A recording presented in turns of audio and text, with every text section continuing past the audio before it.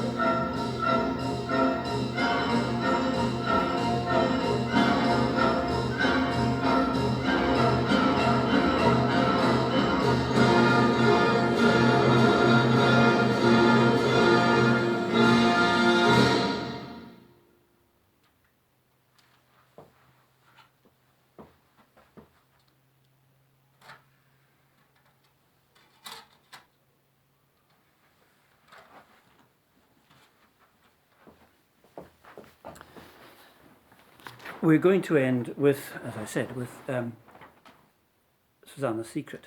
What is her secret? All will be revealed. This little opera, and it really is a little opera, it doesn't even last 50 minutes, dates from 1909. And along with the Jewels of the Madonna, from which you've heard some orchestral bits, it was the most successful of Wolf-Ferrari's operas, and it's still performed, though at 50 minutes or so, it's not the easiest to stage. It doesn't fill an evening, one-act operas, are slightly awkward. However, on its own terms, it is almost perfect. Susanna and her husband, the Count Gilles, are very much in love, but the Count is uneasy. He senses around the palace cigarettes, the smell of cigarette smoke, and he wonders, does Susanna have a secret lover who visits when he is away? So he contrives to leave. He says goodbye to her. He says he'll be back in a day or two, but in fact he comes back early to try to catch her out. And he does this twice. The first time he's unsuccessful, he doesn't catch her out. The second time he is successful, she is smoking, she hides the cigarette behind her back, but he discovers it, and greatly to his relief, it's nothing more serious than the fact that she is the secret smoker, and she's a little bit embarrassed about that, not entirely ladylike. She's remorseful to keep the secret from him, but no, he says, that's all right. He should never have doubted her, and in fact he'll take up cigarette smoking at that moment just for solidarity. So he lights not one but 2 cigarettes and smokes them both at once. And so it ends, with the two happily staring into each other's eyes, so involved with each other that their cigarettes just quietly go out. There are 2 characters, obviously. There is Susanna and there is her husband, the Count, and here in this recording they are sung by Dora Rodriguez and Count Gilles.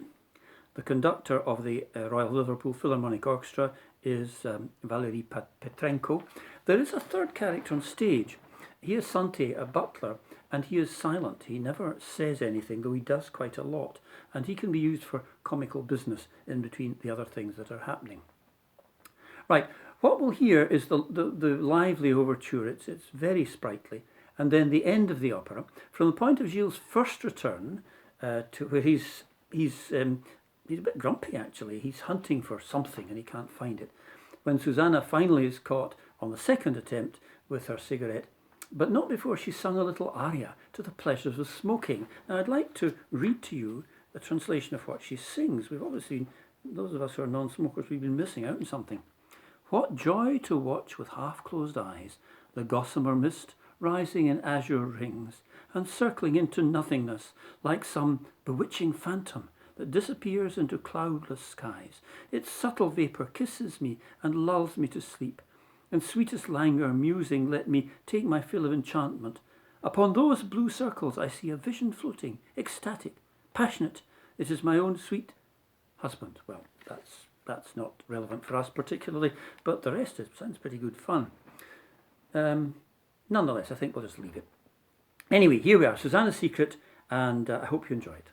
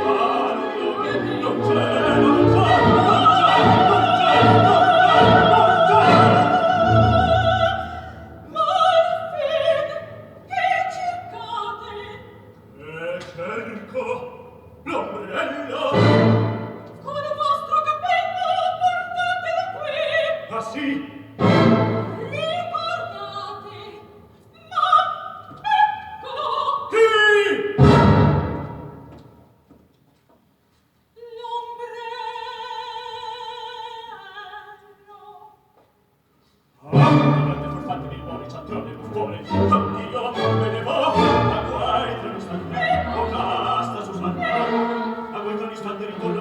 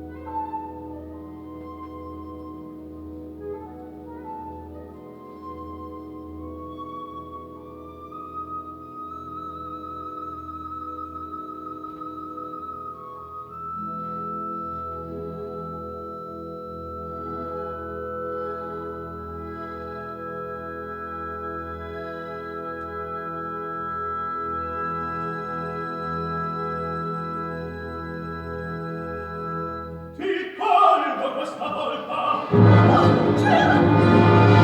dov'è l'infame? Chi? Quei che nascondete assenti a me? Ma, distetta, vi sono scottato perfida! Cosa nascondi là?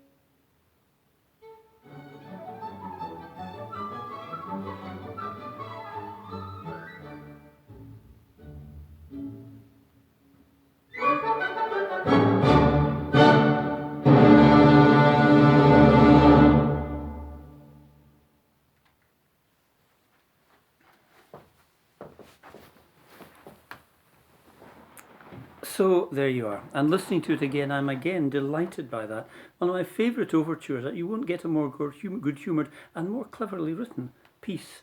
And in the main body of it, you have a joke about an umbrella, which is a visual joke. You would hear the umbrella mentioned, good on stage, I suppose. And also one of the most meltingly beautiful tunes you'll ever come across. So good for Wolf-Ferrari. I think perhaps we should listen to him a little bit more often than we do. That's it, though.